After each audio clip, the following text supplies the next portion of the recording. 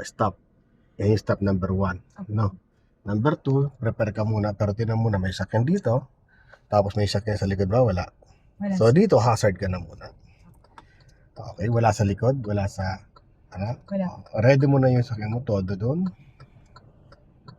Kaya punta ka muna doon. No. Hanggang makita mo lang to sa side mirror mo. Stop. Ayan na. Ayan na. Todo mo naman nabela mo.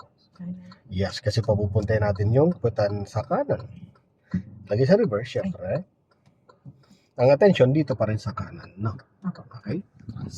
Titinan po sisikip siya. Ang gulong mo, pag hindi pa nakatapat doon at sumisikip agad, masikip ka kagad yan, no? Pero pag ang gulong natin ay pumasok na dyan sa pagitan yan, eksakto na yan, stop mo na. Medyo nasikip na. Yes, sir. Adjust ka. Gigit na mo na pala mo. 1, 2, tinatras ka ng konti. Kunti pa. Yan.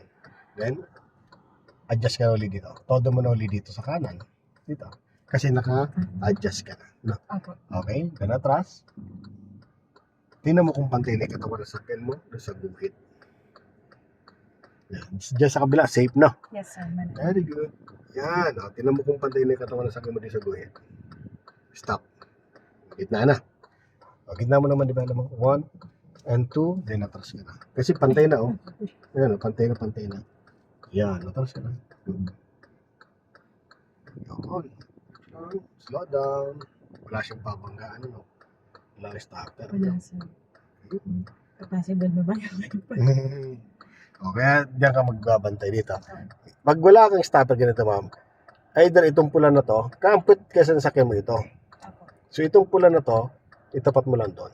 No, sige go.